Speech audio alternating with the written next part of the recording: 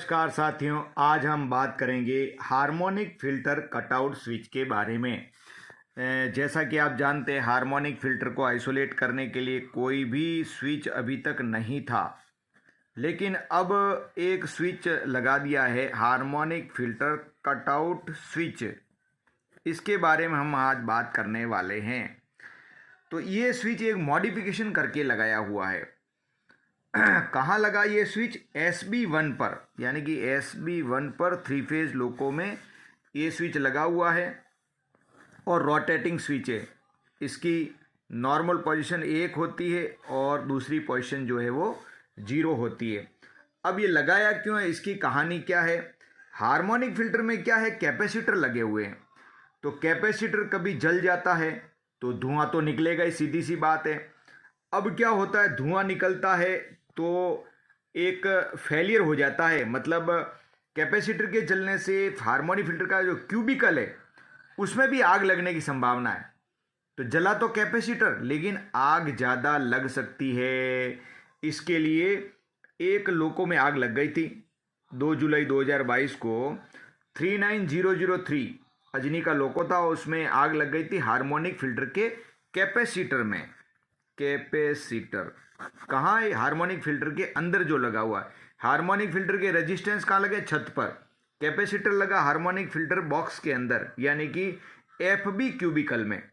तो उसमें कैपेसिटर में आग लग गई तो मैसेज आ गया F15 और 01P1 ये किसका मैसेज है? फायर का मैसेज है। और P1 का है। तो P1 के मैसेज में अपन जानते हैं कि भाई VCB ट्रिप हो जाएगा और फेल हो जाएगा, मतलब ट्रैक्शन भी फेल हो जाएगा। तो ये मैसेज आया फायर एंड मशीन रूम, जिससे लोको फेल हो गया। अब लोको पायलट ने लोको को डेड किया और जिसके कारण ब्लॉक सेक्शन में भी काफ़ी डिटेंशन हुआ। और बाद में जांच किया तो पाया गया कि हार्मोनिक फ़िल्टर के जो कैपेसिटर है वो जल गए थे और उसके जलने के कारण धुआं पूरे मशीन रूम में आ रहा था, जिसके कारण ये मैसेज आया। तो ऐसे केस और भी हुए हैं हार्मोनिक फ़िल्टर के कैपेसिटर के जलने से। अब क्या होता है, कैपेसिटर जलने से लोको फेल हो जाता है। खाली हार्मोनिक फ़िल्टर आइसोलेट हो जाए तो कोई दिक्कत नहीं है, लेकिन धुआं उठता है तो फिर मशीन रूम में मैसेज आता है, तो फिर लोको फेलियर के केस बढ़ रहे थे। तो अब क्या किया है कि इन फेलियर से बचने के लिए हार्मोनिक फ़िल्टर के जो कॉन्टेक्टर होते हैं उसके सर्किट में ये मॉडिफिकेशन किया गया। और मॉडिफिकेशन में एक रोटरी स्विच, यानी रोटेटिंग स्विच जो है, हार्मोनिक फ़िल्टर कटआउट स्विच लगा दिया गया है। तो ये स्विच जो SB1 पे है और इसकी 2 पोजीशन है, 0 और 1। इस स्विच की जो सामान्य पोजीशन है वो 1 है, जिसमें हार्मोनिक फ़िल्टर सर्विस में रहता है। और जब भी फ़िल्टर क्यूबिकल के पास या मशीन रूम में धुआं दिखता है, जब या तो मशीन रूम में या फिर उसके आसपास धुआं दिखता है, तो हम क्या करेंगे, कंट्रोल इलेक्ट्रॉनिक्स को ऑफ करेंगे और ऑफ करके हार्मोनिक फ़िल्टर कटआउट स्विच को, इसको जो है वो 0 पर कर देंगे। 0 पर करने से क्या होगा, वो हार्मोनिक फ़िल्टर जो है वो आइसोलेट हो जाएगा।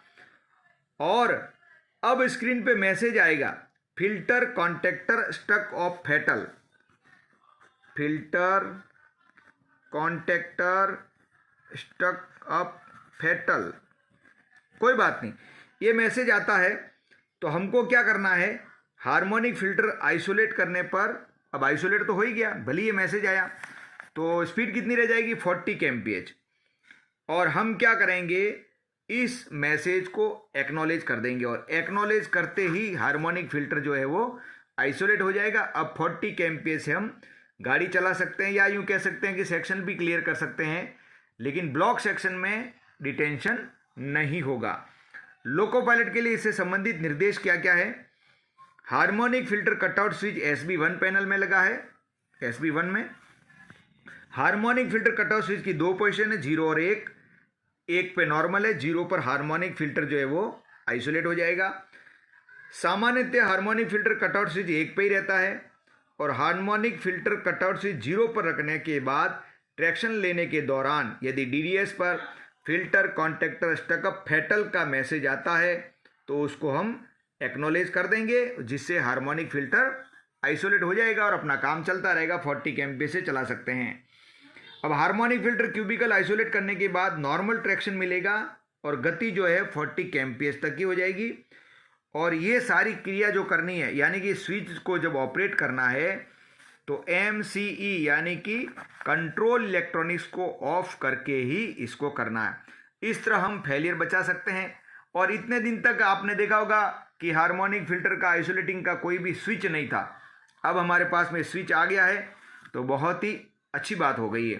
तो इस तरह हमें ट्रबल शूटिंग करने में काफ़ी आसानी रहेगी, जिसका लाभ आप सभी लोग लेवें। और इस प्रकार के वीडियो देखने के लिए आपको देखना है तो प्लेलिस्ट में जाएं। प्लेलिस्ट में मैंने टॉपिक वाइज वीडियो जमा कर रखे हैं, वहाँ से आप अपना मनपसंद वीडियो भी देख सकते हैं। अगर आप हम ऑनलाइन क्लास अटेंड करना चाहते हैं तो हर एक वीडियो के डिस्क्रिप्शन में मैं ईमेल देता हूँ, ईमेल कर सकते हैं आप। अपना नाम, पदनाम, हेडक्वार्टर और टेलीग्राम का फ़ोन नंबर जब आप भेजेंगे तो आपको मैं टेलीग्राम के ग्रुप में जोड़ दूंगा, जिस ग्रुप में हम डिस्कशन वगैरह करते रहते हैं फेलियर के बारे में।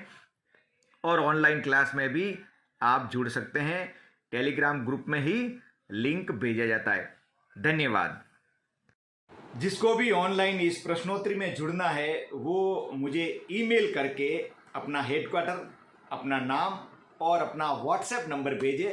तो उस व्हाट्सएप नंबर से हमने जो ग्रुप बना के रखा है, व्हाट्सएप का ग्रुप, जिसमें हम डेली लिंक भेजते हैं, तो आप ये सब विवरण भेजें तो आपको व्हाट्सएप ग्रुप में ऐड कर दिया जाएगा।